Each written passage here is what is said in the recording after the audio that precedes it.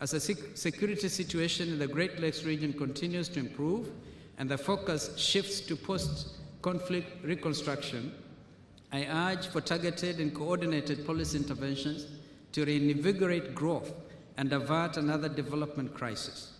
In this context, I call upon the EU to maintain support for post-conflict transformation, peace-building, and sustainable development processes initiated within the framework of the International Conference of the Great Lakes region. Excellencies, we are also gathering here to further the cause of our shared values of promoting, safeguarding, and upholding the fundamental principles of democracy to better our people's lives. Democratic governance remains the pillar of ensuring sustainable peace and stability in the continent. There's been significant and strategic engagements towards the positive transformation of Côte d'Ivoire, and we hope for EU support for post-election activities that guarantee durable peace and stability. In Guinea, the people have taken a bold step in a bid to return their country to constitutional rule. While acknowledging the significant efforts that have been made, these efforts need to be nurtured and supported by all of us. We need to take advantage of all the opportunities to support the people of Guinea to dialogue and work towards national reconciliation, lasting peace, and to build a vibrant democracy that guarantees the full participation of all. These are but a few of the cases across the continent which call for renewed and concerted efforts both within the continent and with our European partners. Clearly, therefore, there is still much work to be done in addressing the various conflict situations. Excellencies, ladies and gentlemen, we continue to be faced by complex transnational challenges to peace and security, such as terrorism, human and drug trafficking. A growing threat to Africa relates to maritime security. While we appreciate the continued support by the EU to deal with the menace, it is crucial that the challenge is framed within a comprehensive focus that includes issues of illegal and unregulated fishing, dumping of toxic waste, arms and drugs trafficking, human trafficking, oil bunkering, in addition to piracy. Perpetrators of these crimes are no lesser criminals than the pirates themselves. I wish to reiterate that any effort to address piracy in isolation from its wider context would not produce the desired results. This would be aided by a coherent approach.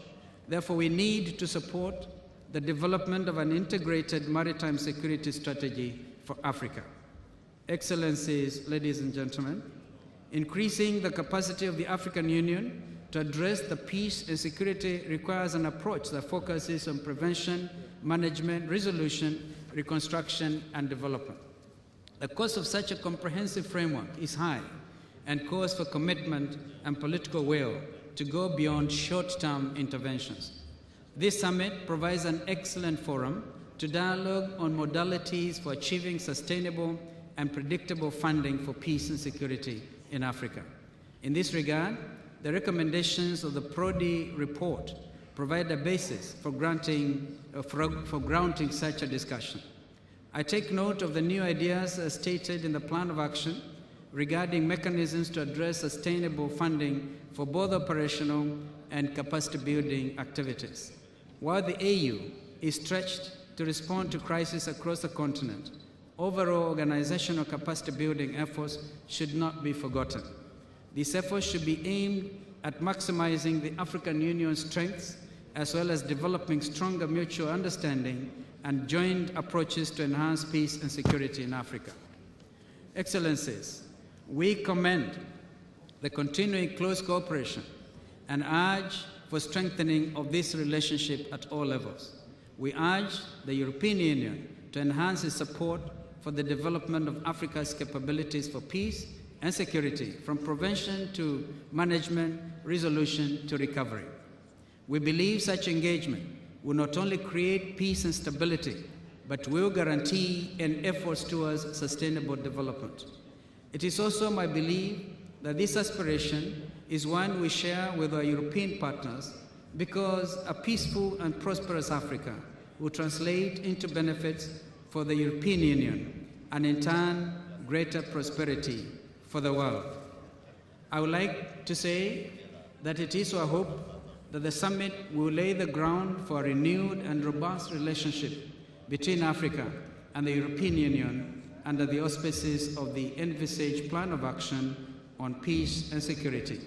In concluding, I'm reminded of the words of the former British Prime Minister, Mr. Tony Blair, when he said that Africa was a scar on the conscience of the world. It is now time for Africa to rise up, and we believe we'll be able to be equal to the challenge. And listening to the various contributions by African leaders, there's no doubt in my mind that Africa is prepared to stop the wounding that has been evident, including, of course, making sure that we fight underdevelopment and be able to meet the Millennium Development Goals. I thank you, Chair.